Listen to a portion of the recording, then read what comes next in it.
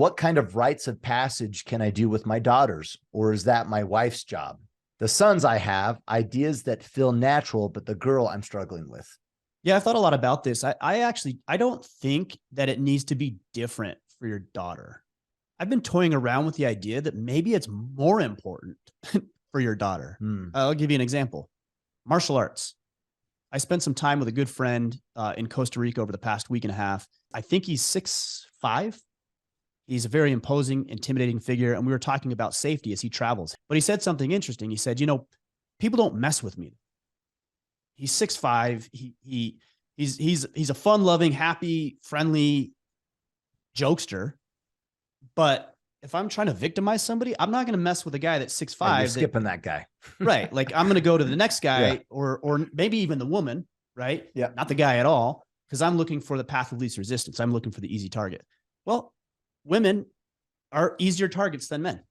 It's just, look, people are going to say that's misogynistic or that's sexist or whatever. It's the reality. Okay. They're smaller.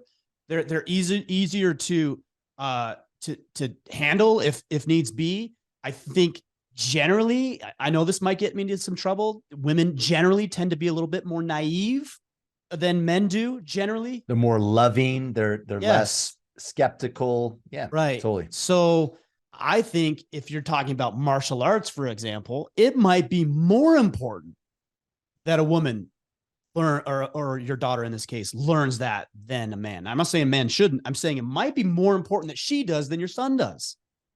Yeah. Or it might be more important that she knows how to change a tire than your son does. Because she's the one who's at risk if her tire blows out on the side of the road and she's all by herself and she's changing her tire on the highway. She's at greater risk than a man is in any circumstance. So I would suggest that all the things that we talk about with rite of passages, with hardship and challenge and struggle and adversity, and those things should be introduced to your daughter just as much, if not more so, than your sons. The only difference is that when you talk about, is that your wife's job?